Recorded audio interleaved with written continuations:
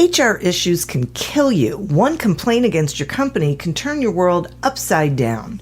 And you spend way too much time dealing with HR when you should be spending your time on making a profit. You should talk to Bambi. With Bambi, get access to your own dedicated US-based HR manager starting at just $99 per month. They get to know you and your business while providing HR expertise and the personal touch you need and want. They're available by phone, email, and real-time chat, so onboarding and terminations run smoothly. Team members reach peak performance, and your business stays compliant with changing HR regulations.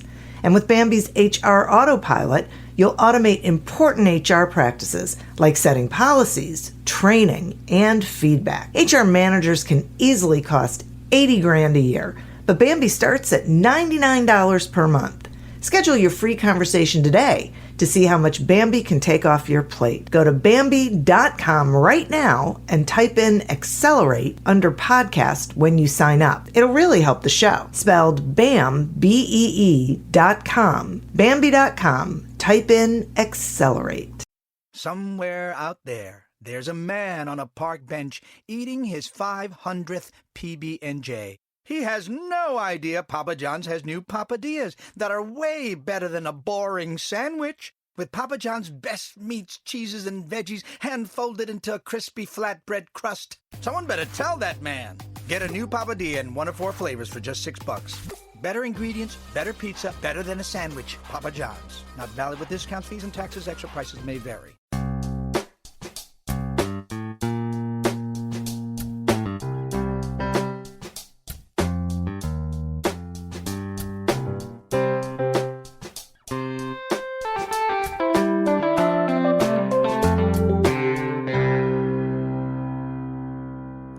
Welcome to Accelerate Your Business Growth with your host, Diane Helbig. Diane is a leading small business development and leadership coach, author, and speaker who is passionate about sharing valuable ideas, tips, and techniques with business professionals worldwide. Diane brings you the world's experts and gurus in all things business. Whether it's sales, structure, social media, planning, or plateauing, guests bring their expertise and energy to each episode. When growing your business is your focus, Accelerate Your Business Growth is the show to listen to. Got a topic or guest suggestion? Let Diane know. The goal is to make sure you have the information you need to move your business forward. Thanks for joining us. Settle in and enjoy. Hi, everybody. Thanks so much for joining me.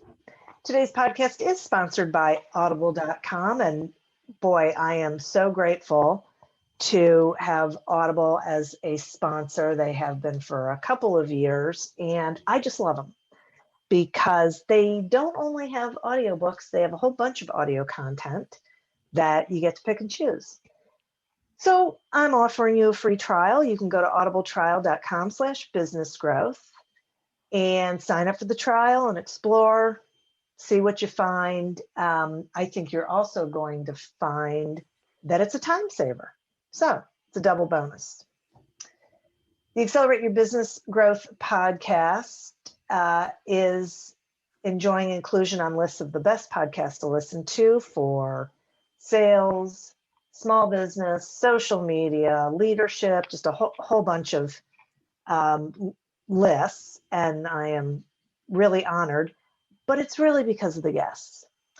These are folks who have expertise in particular areas of business, and they join me to have a conversation where they share that expertise with all of you.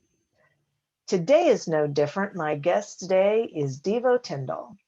Deevo is a photographer, videographer, blogger, serial entrepreneur, ex-college athlete, self-made culinary chef, former corporate executive, single father of 2 promising young ladies, and now an emerging strategy consultant and paid speaker who is fast making his way as an expert in creative digital marketing to help small businesses and entrepreneurs brand and market using social media effectively. Keyword effectively. Deevo is currently the co-director of Sprout Connectors, a human-centered digital outreach agency with offices in Charlotte and Hilton Head, and is the co-anchor of the popular podcast, Mind Body Business. Thanks so much for joining me today, Deevo. Hey, Diane, thank you. That was a mouthful. Appreciate you getting that all out there. My pleasure. I have to say that I especially like the two promising young ladies. That's right. But you're right. It's really wonderful. Good for you. And you know, being a podcast host, you know how these things roll. And I'm really grateful that you are here with me, because we're going to be talking about brand strategy. And I think it's something that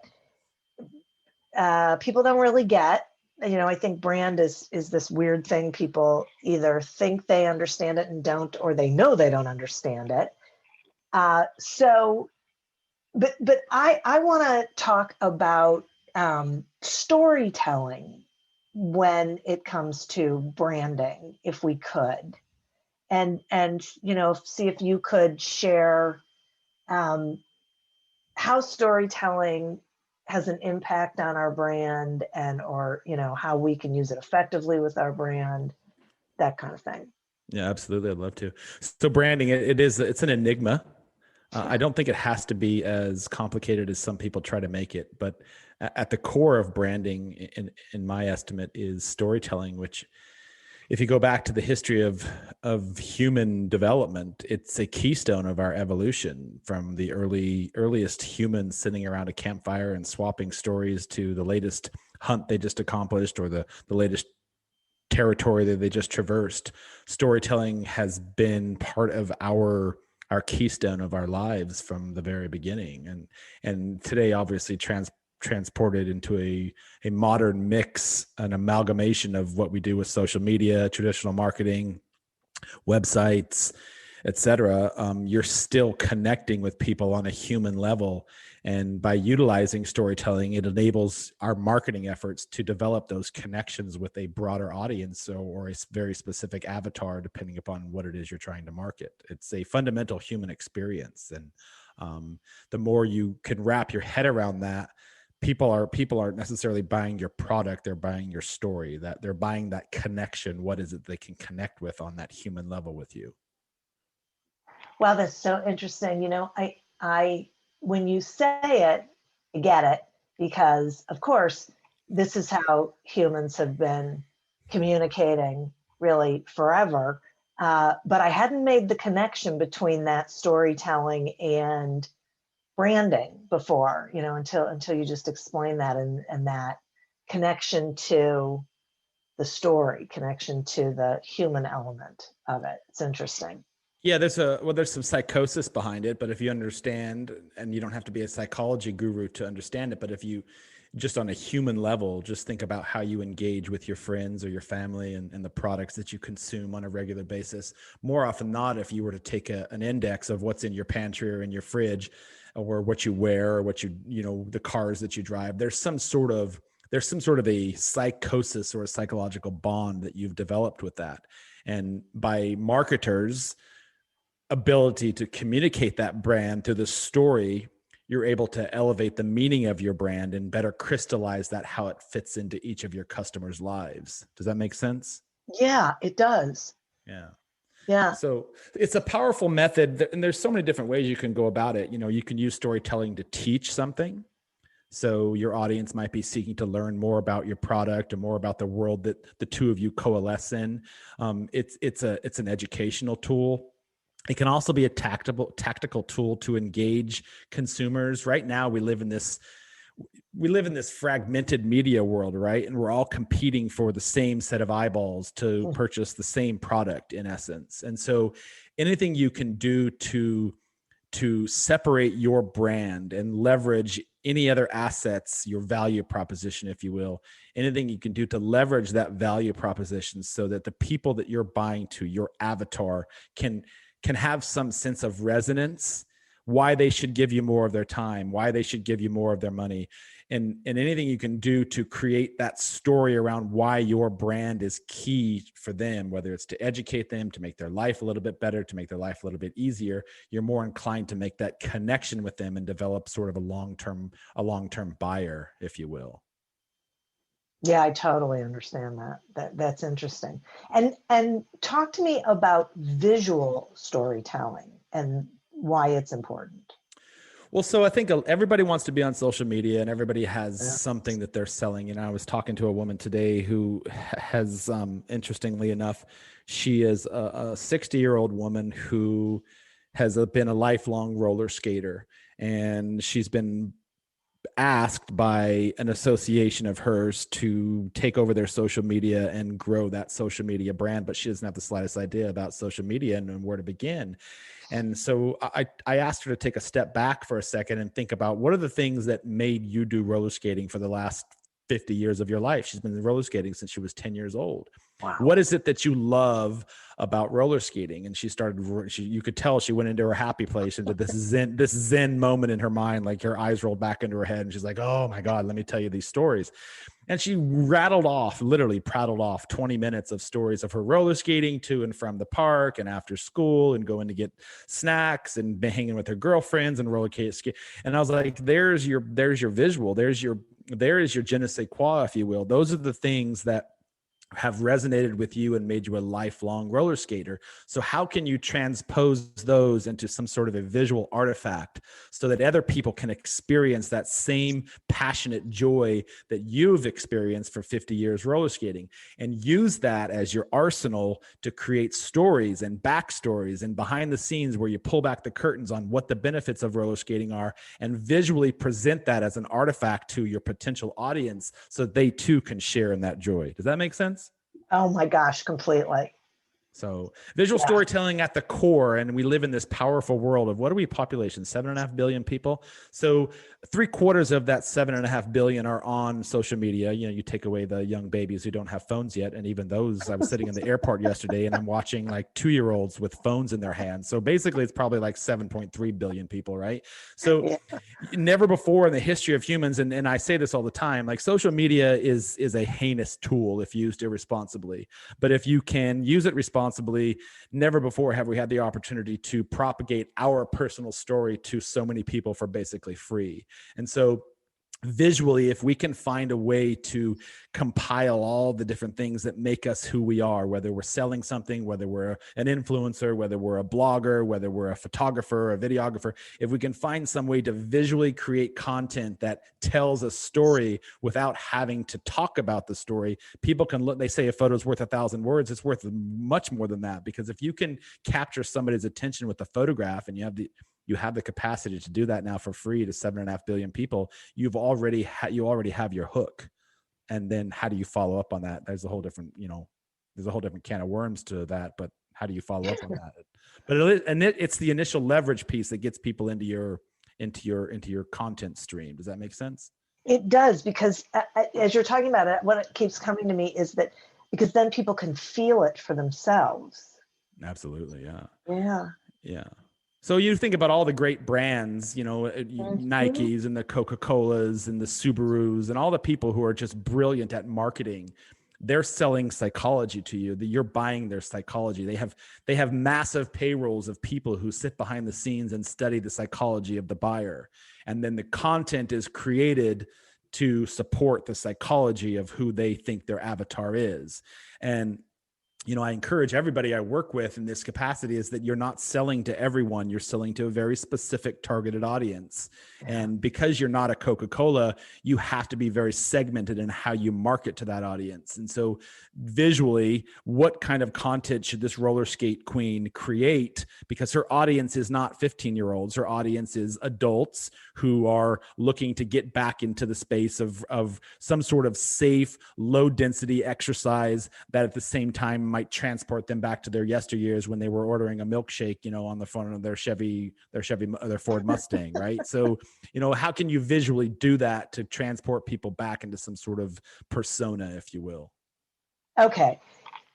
A couple things. The first one is, I'm so glad you brought up Subaru, because this entire time, that's what I've been thinking of. The whole Subaru is love, and the dad following the bus with his daughter in it to school. I mean, I remember doing that with my firstborn child. So connective, just absolutely, hits it right there. The other thing is speaking directly to a specific audience, which I love because I agree. I think people try to market to everybody, and everybody isn't a demographic. So, they lose out. I mean, they end up with nobody because no one really hears their message. So, talk to us about developing a niche, figuring out what that niche is, and then how does a company go about really, defining that and developing that niche? Yeah.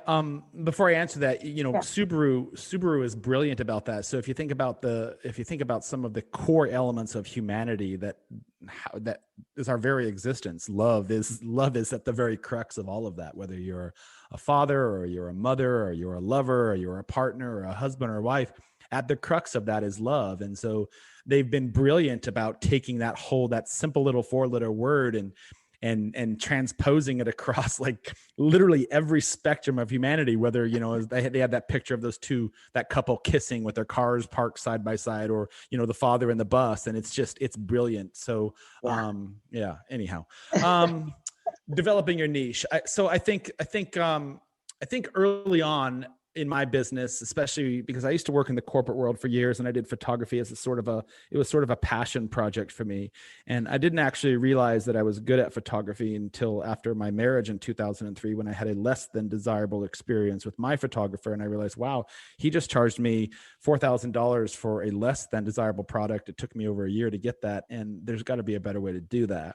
And so early on, I was like, hey, I'm a photographer. And I basically pimped myself out to anyone and everybody who wants a photographer. Like, I was taking dog photos and inanimate rock photos and human photos and sunset and sunrise and everything in between. And I was like, there's got to be a better way for me to, and this is, I wasn't a marketing guru at this time. I was still pretty early on, wet behind the ears, trying to figure out how to run a business and work full time. And it dawned on me that I was trying to market my services to literally everyone, and I had no idea who I actually wanted to market to. And so I took a step back years later and really kind of went through a self-perpetuated exercise of better understanding who I was and what made me passionate about doing photography.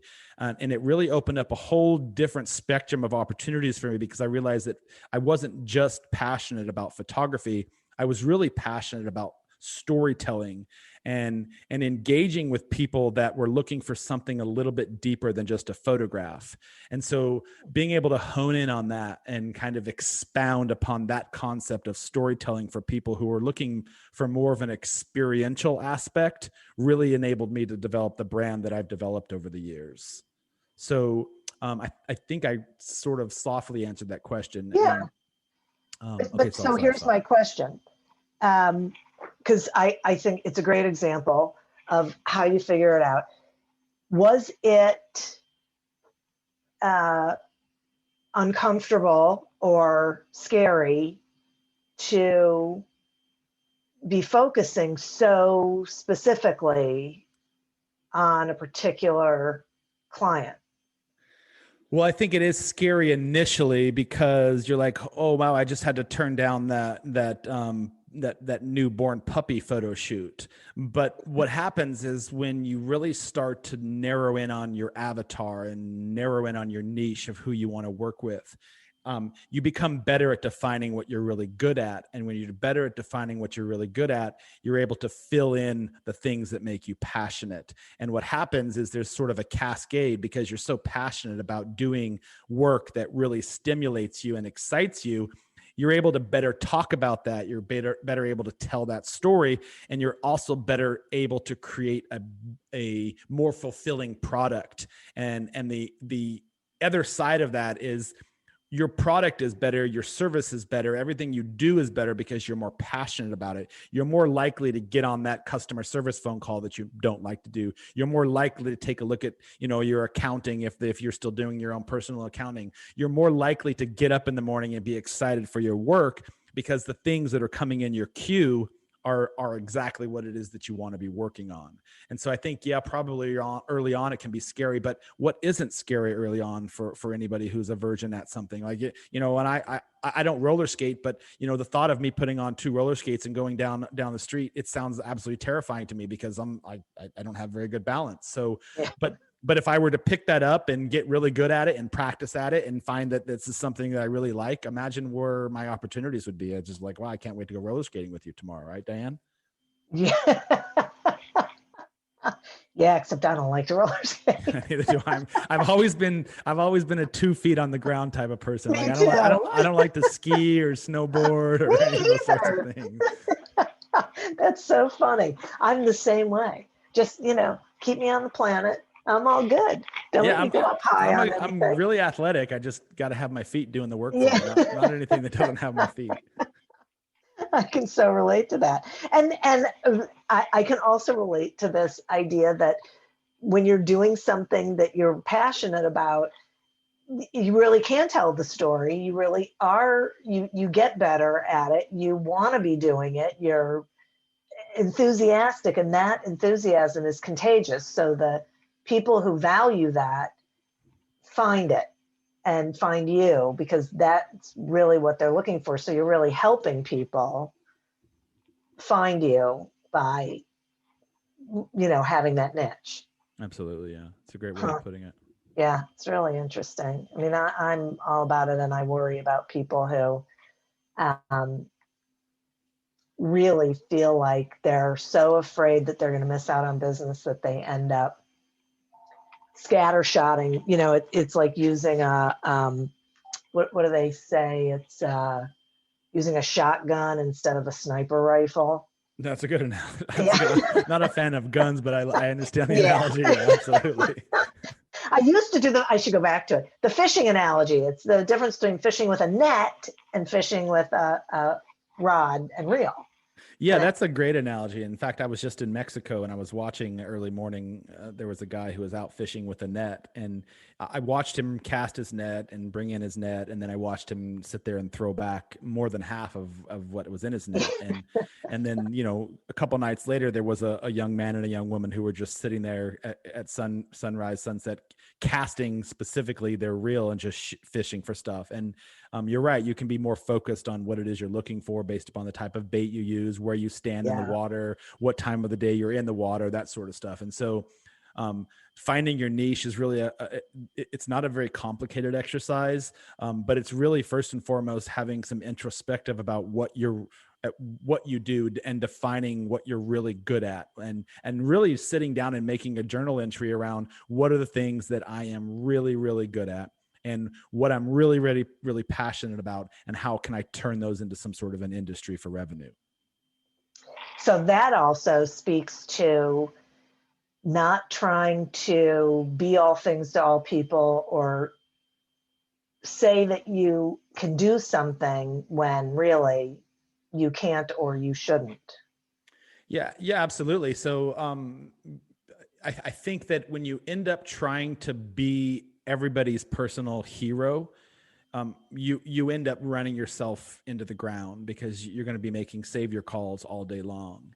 And so the sooner you can, what I would alternatively suggest is to be everybody's connector and build up a network of people. I always jokingly call myself a people collector, because there's a good bet that if you needed to speak to somebody, whether it be a writer or a roller skater, I typically probably have them in my Rolodex. And it's because for me, I've always tried to just find what people's values are. And I think that's what our podcast is all about. There's a shameless plug for it. It's really kind of finding what people's superpowers are and helping them propagate that, promote that, and shine a light upon that. And I think if I were to try to say that I was a marketing expert, or if I was an SEO expert, and just, take a look at my own business, running your own business, you do have to be a Swiss Army knife, but you have to be able to know when your resources or your expertise has run its course, and there's somebody out there who can do it a little bit better than you.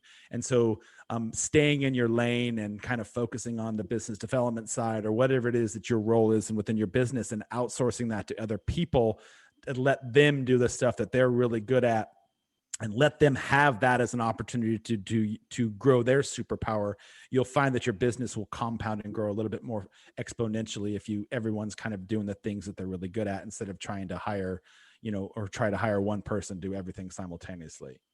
Boy, that is such a good point. Thank you so much for sharing that. I think that is huge, really. At this time, I'd like to take a sponsor break. The Accelerate Your Business Growth podcast is happy to be sponsored by Audible.com. And I'm sure you know that Audible.com has thousands of audiobook titles to choose from, but you might not know about the other content. There's podcasts, Audible originals, guided meditations. My favorite thing is to be able to listen to different kinds of things all on the same platform. I think it's a time saver, and it's like a productivity hack for me. I don't have to go jumping from one platform to another. So we're offering you a free trial. You can go to audibletrial.com/businessgrowth, sign up for that free trial, and then explore on your own. Check out the audiobooks, check out the other programs, see what really, resonates with you. Interested in getting some help with your sales strategy? Pick up a copy of Succeed Without Selling on Amazon or wherever books are sold. My question is, how does a company stay unique when it really feels like there's, everyone's doing the same thing? Well, I think that there is plenty of people around for 2 or 3 or 4 companies to sell the same product, clearly, right? The automobile industry is a perfect example of that. And photography industry is a perfect example of that. Really, medical, like really anything, there's enough people that are on the planet that will need your services. But more succinctly to that, there's enough people on the planet that have distinctive value propositions, needs and tastes and contexts that are in alignment with what you're selling, so that there's a piece of the pie for everybody. And I think what gets, if I may, I think what gets some businesses and small, especially this is entrepreneurs and small businesses, into trouble is that they don't recognize the fact that in a population of 100,000 people, there's 100,000 different unique personality standards.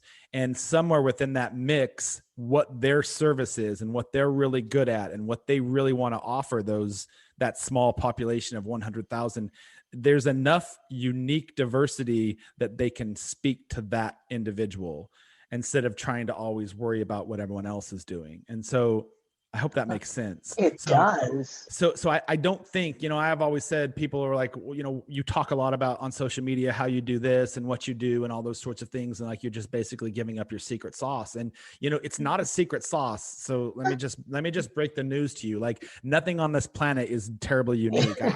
Like everything is basically recycled and over and over and over and over and over and over. And it's just a matter of what sort of clothing you put on your recycle and resell it. That's really what makes the difference. So I think I answered that, but really for me, it's not a matter of competition. I think it's more about a collaboration and really fine tuning who I'm speaking to, so that when people see my content and they're, especially as photography world, when they're measuring it up against, 5 equal photographers and there's great photographers out there, but my value proposition isn't photography. My value proposition is an experience. And anybody who's been on a photo shoot with me, they'll tell you, it's like, holy shit, I had no idea I was going to have that much fun.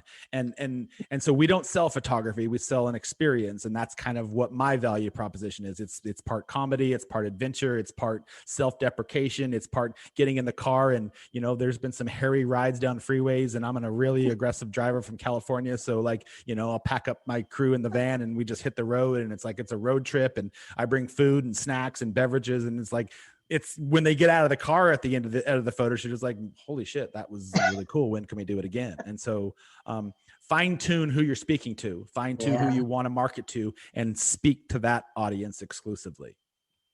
Yeah, right. Because there is, I'm so grateful that this is how I always look at it too. I do business consulting and sales training. Seriously, who doesn't anymore? But the people who are going to hire me are the people who should be hiring me. There's plenty of people out there who need it, which is why there are plenty of people doing it. And so one of the most liberating things, I think, is realizing that A, you're not the right resource for everybody, and B, you don't want to be the resource for everybody, because there's people you just don't connect with. There's people you don't want to be working with. Diane, you're absolutely right. And I think that last point you just made is the one that resonates with me the most, is that connection piece, right? And so, I always jokingly say to people, I don't know, are you married? Yes. Okay. So how long have you been married? 25 years. Fantastic. Bless you. So 25 years ago, what's your husband's name? Frank. So 25 years ago when you met Frank, and you can give me all the juicy details later, you weren't like, oh my God, let's go home and sleep together tonight and get married tomorrow, right? Right. There was a courting process, there was a get to know me process. There was, are we really compatible process? There was, wow, I actually really like this person.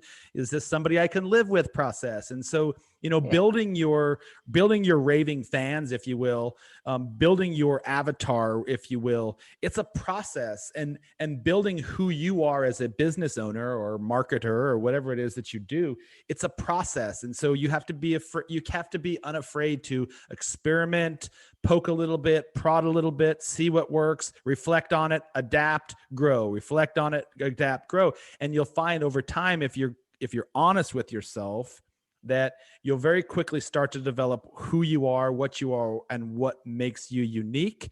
And once you find that, if you're unafraid to stick to your guns with that and specifically grow that market, you'll very quickly find that there are people out there who very, very solidly fall under those same sort of morals, conscientious parameters, aesthetics, context, all the things that you like. You'll start to see that those people really will start to be attracted to you, because you're talking about it. You're sharing your expertise around it. You're sharing your anecdotal stories about it. You're visually presenting the artifacts of all the things that you do and make you smile and happy. And think about it. Like when you're attracted to Frank, you weren't attracted because he was a grumpy old coder. You liked him because he was happy and he was bubbly and he made you feel good about yourself and he opened the door for you and he was a good cook, all the things that were really important to you. And so you connected with that. And it's really not indifferent to running a business. You find people who you can connect with and grow with. And that just becomes sort of an exponential compounding effect from there. Exactly. It's so interesting. I use that, like that dating analogy, all the time. No, is that right? I like that. Yeah, because like prospecting is like what I always do is say, who got married on their first date? Right? Nobody, unless you're in Vegas, right? You don't do it. So you continue to date because you're really trying to figure out, is this someone I really want to be spending time with? Because when you are working with someone, to move it back over to the client thing, you are basically married to them. You are with them all the time. You have to continue to build the relationship and nurture it. So yeah, you got to get an idea of what makes a good match for me, and they have to do the same thing. And I think, people have to really embrace the idea that it's okay to say, I'm not the best resource for you, and pull themselves, out of the bidding, so to speak, as a vendor. Yeah. What happens if you don't say no to somebody who your conscience is telling you at the beginning, this is going to be a nightmare? What happens to that? And trust me, I've not said no. And, 1 month into the relationship of dating this client, I was like, what the fuck was wrong with me? Yeah. I would rather cut off I just did. I'd rather cut off my own foot right now than get on the phone with her. So definitely a sign, right? Yeah. Don't want to answer the phone. Yeah. You either put in that hardship up front, or you're going to suffer it in a compounding effect very quickly down the road. Yes. Very well said. Yes. I think that is a great way of putting it. And so you have to decide which of those pain points you're willing to sacrifice. And unfortunately, if you choose the latter, it really is compounded, because it prevents you from bringing in the kinds of clients and relationships you should be in, because you're so consumed with bad relationships. And then you get, jaded, and you don't even enjoy what you're doing. Well, that's a great point. And you not only do you get jaded, but the ancillary cascade from that is not only you're jaded, but if you're not providing the level of service that would build a raving fan, that customer is going to feel the exact same thing that you're feeling. They're hating you just as much as you're hating them, whether they know it or not. And just because you didn't provide your service to them, you didn't create an experience for them that said, holy cow, that was brilliant. And the next time that somebody they're interacting with is looking for the same sort of service that they used you for, whether it's consciously or unconsciously, you're not going to be at the top of their Rolodex of recommendations. And so, and so that's what I mean by compounding. And so the opposite is just as true. If I provide a stellar service to you, I provided a service for you and an experience that you go home talking about for days to your friends. That's exactly what happens. You talk about it to your friends, and your friends are going to be like, what was that really cool person you worked with a few months back, blah, blah, blah. And you're going to recommend me. And so that's what I mean. When you're in a service oriented business, especially, you're basically dating your customers.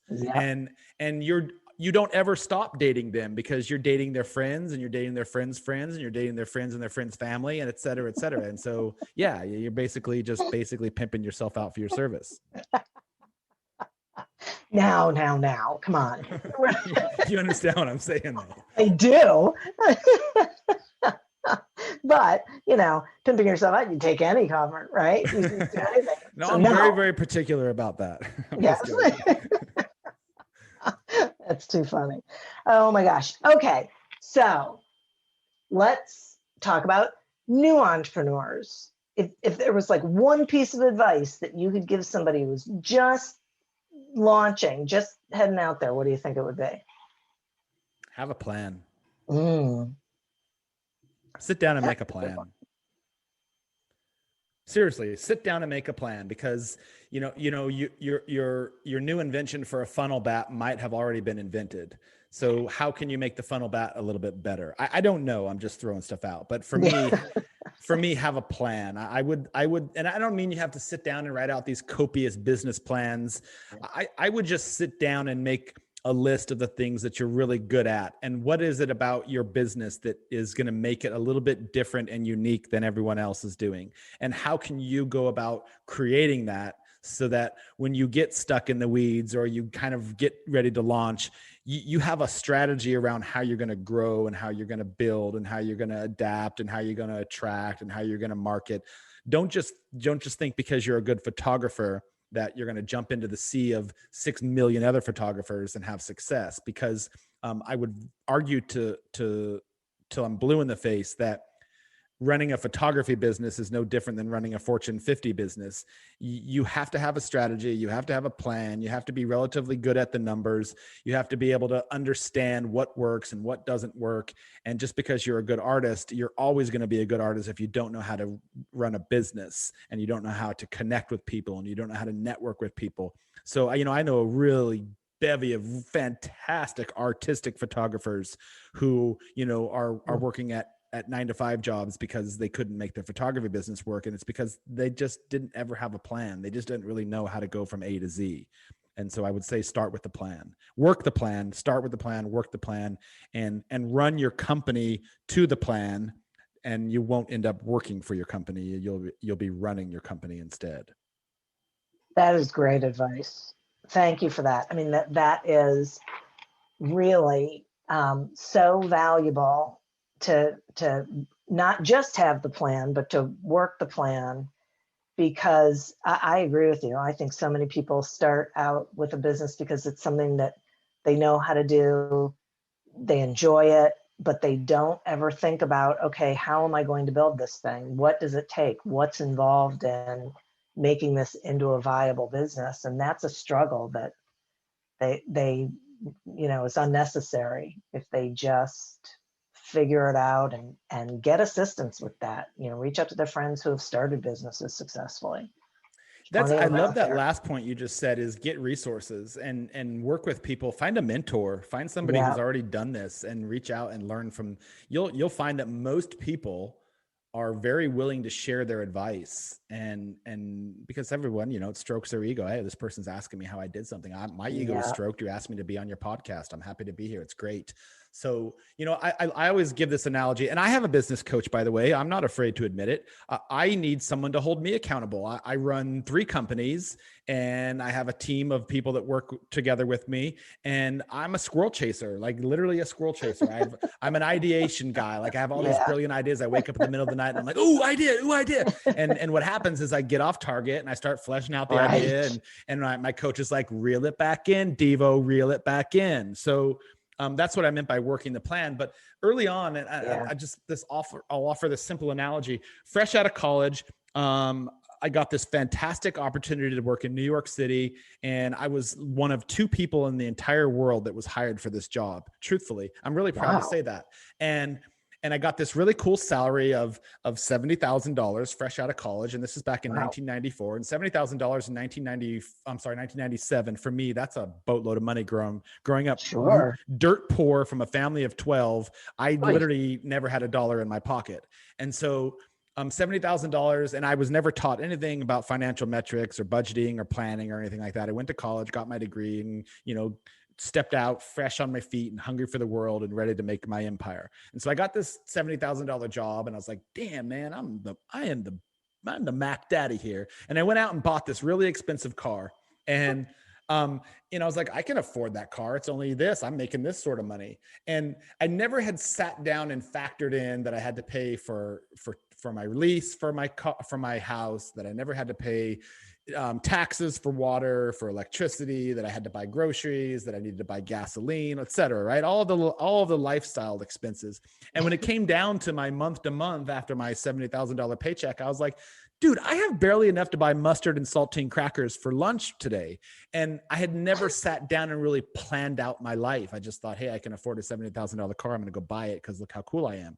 And so your business is really the same way. Don't go out and just buy a $70,000 opportunity without some sort of a plan of how you're going to make that plan work. And then that's kind of a lesson learned the hard way. But here I am, I was but you learned it, right? And you're sharing it with others, so they don't necessarily have to go through the same thing. So absolutely. Yeah, definitely. Wow. This is so great. And so talk about what is Sprout Connectors, and then, how can people learn more about it and about you and, get in touch? Thank you for asking. So Sprout Connectors, we are, for lack of a better word, we are a modern media marketing agency. I don't like the word agency, but I'm just going to use that because everybody likes that semantic. We are, back in 2008, my partner Lisa and I were both photographers and content creators, et cetera, videography. And we were really kind of dabbling in the commercial space and working with a lot of commercial businesses for their website content and for their social media content. And what we noticed early on is that we were creating this really brilliant photo and video content for them, but they didn't really know what to do with it after that. And so we formed Sprout, it's a combination of the left side of the brain and the right side of the brain. And we're artists, but we're also business people, and we're analytical, and we're very strategic about how we do our own businesses. And so what we do is we go in and we help small businesses, entrepreneurs, solopreneurs that have a defined budget for marketing, and we create their content for them over a series of 6 months, 12 months. And it's very strategic content based upon the mission and the values of their company.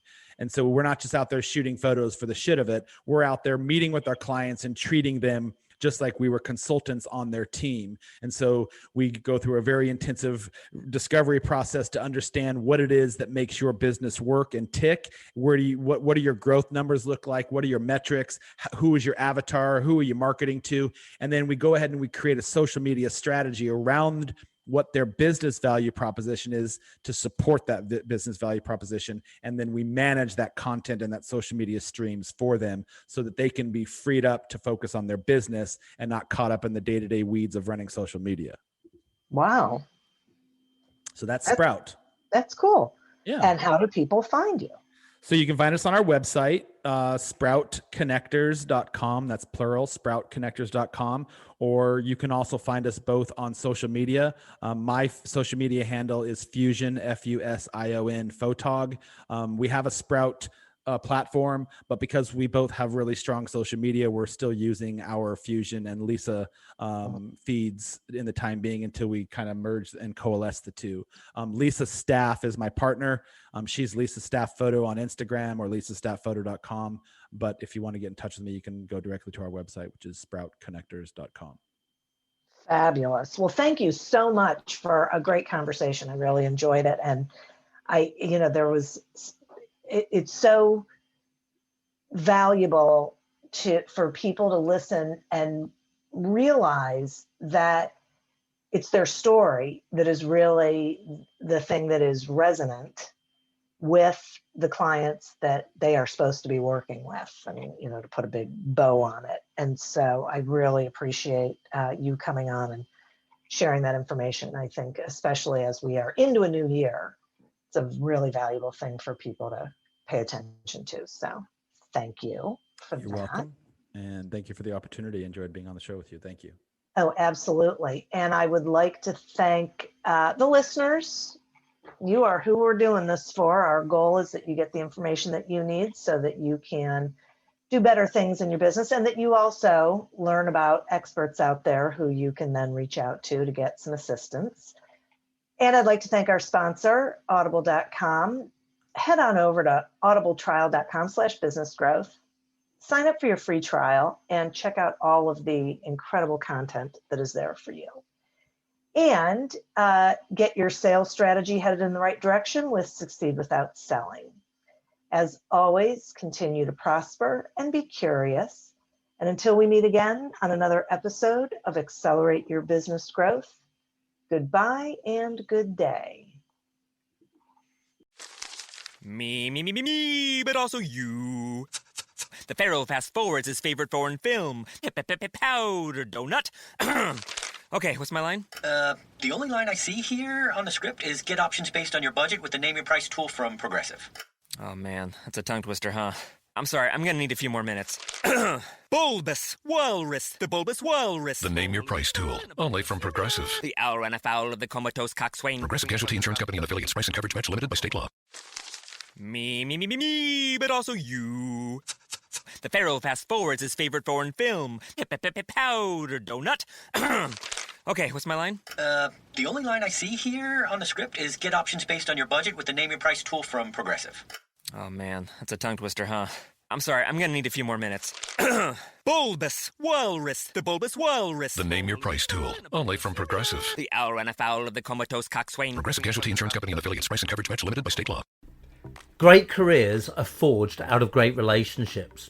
Your success, whatever your field, relies and thrives on the support and insights of others. I'm Andy Lapata, an author and speaker on the power of professional relationships. In the Connected Leadership podcast, I have the privilege of interviewing people from around the world to understand the relationships that have made a difference on their journey and how their insights can help you. From Nobel Prize winners to Olympians, from NASA astronauts to peace campaigners, my guests have shared some captivating moments from their lives and careers. Combined with experts from leading universities, cutting-edge authors and giants of business, the Connected Leadership podcast aims to inspire, educate and entertain.